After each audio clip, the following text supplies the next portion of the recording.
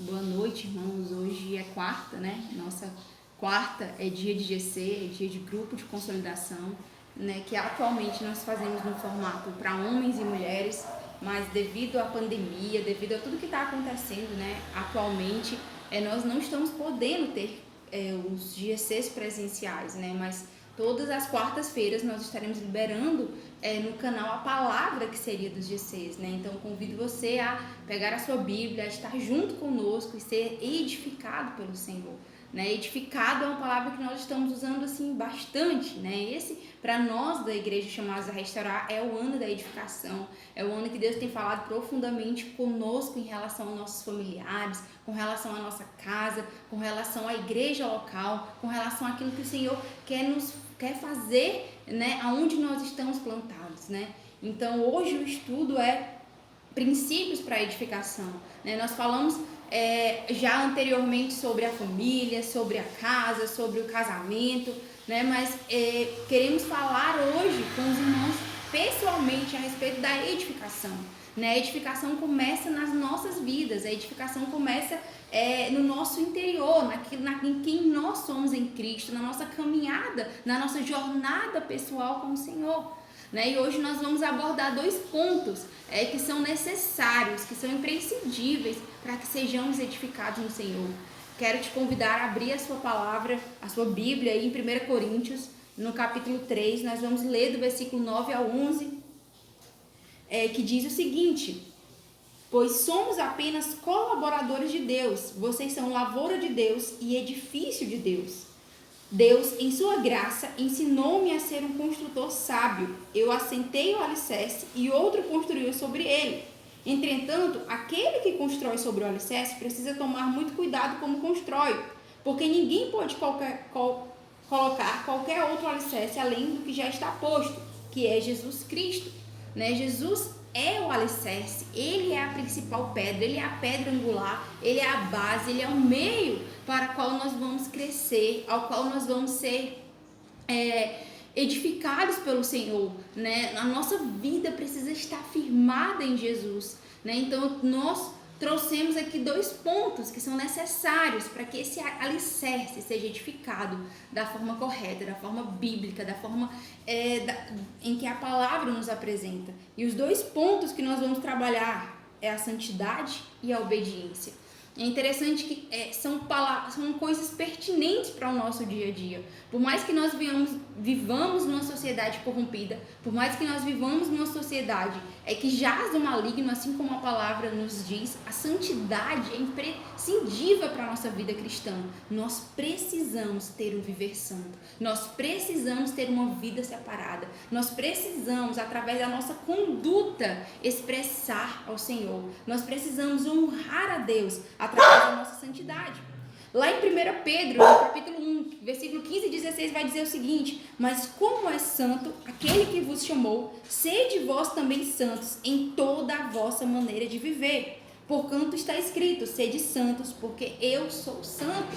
Então, o chamado à santidade não tem a ver com idade, não tem a ver com gênero, não tem a ver com cargo ou posição que você ocupa. O chamado à santidade é para todos nós. O motivo pelo qual nós devemos ser santos é porque Ele, o Senhor, o Deus, sobre todas as coisas, Ele é santo.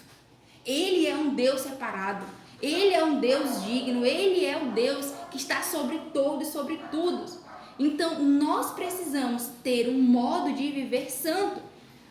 A santidade, ela tem a ver com conduta, a nossa conduta, a forma de como nós nos relacionamos, a forma de como nós trabalhamos, a nossa conduta em todos os aspectos da nossa vida precisa ser uma conduta santa, precisa expressar em nós a santidade do Senhor. A nossa santidade, a nossa conduta precisa ser como um carimbo de que nós somos do Senhor. A nossa conduta é o que mostra para as pessoas que Cristo habita em nós. A nossa santidade é o que mostra para o mundo que Cristo é o alicerce das nossas vidas.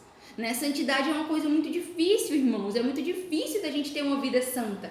Sabe, nós precisamos de fato de esforço, nós precisamos de conhecimento bíblico, nós precisamos da unção do Espírito, nós precisamos de várias coisas para viver uma vida em santidade.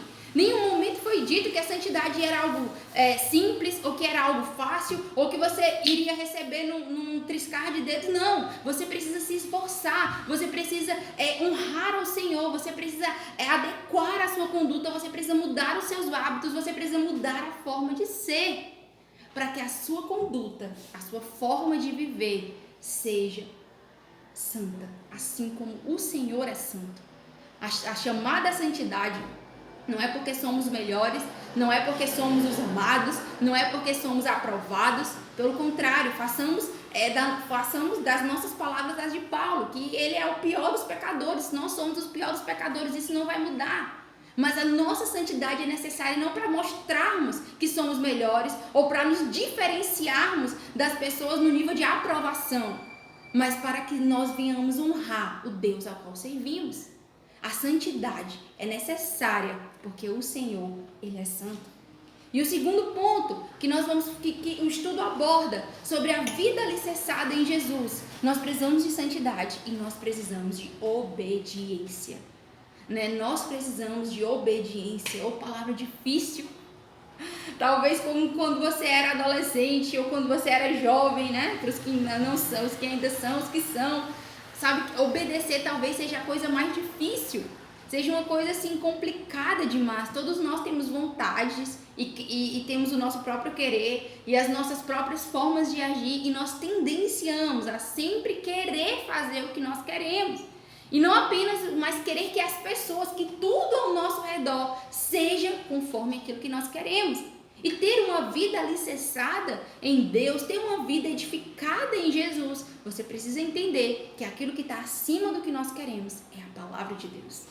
A santidade, ela expressa uma conduta, uma forma de viver. E a obediência refere-se ao nosso amor para com o Senhor. Lá no Evangelho de João, no capítulo 14, versículo 15, diz o seguinte: se vocês me amam, obedecerão os meus mandamentos. Olha só, a prova de que amamos o Senhor é quando obedecemos os mandamentos.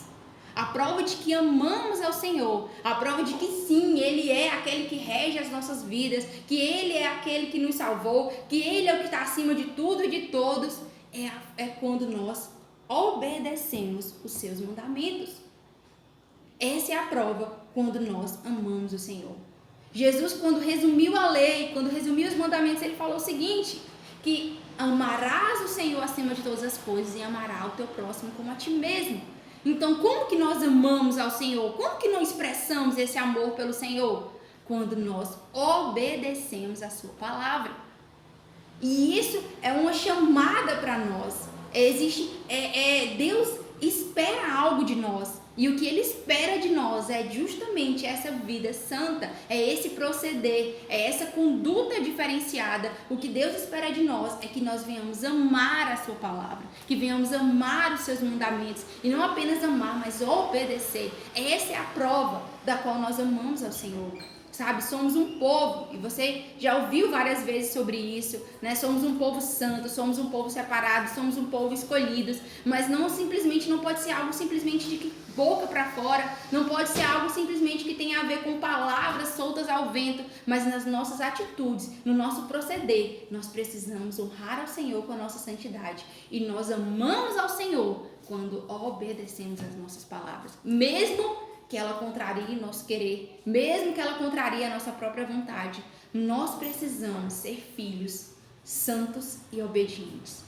E o que a palavra que eu gostaria de te deixar nessa noite é que nós estamos construindo um alicerce em Jesus. A igreja está sendo alicerçada, a sua família está sendo alicerçada, a sua casa, o seu casamento está sendo alicerçado, a sua família está sendo alicerçada.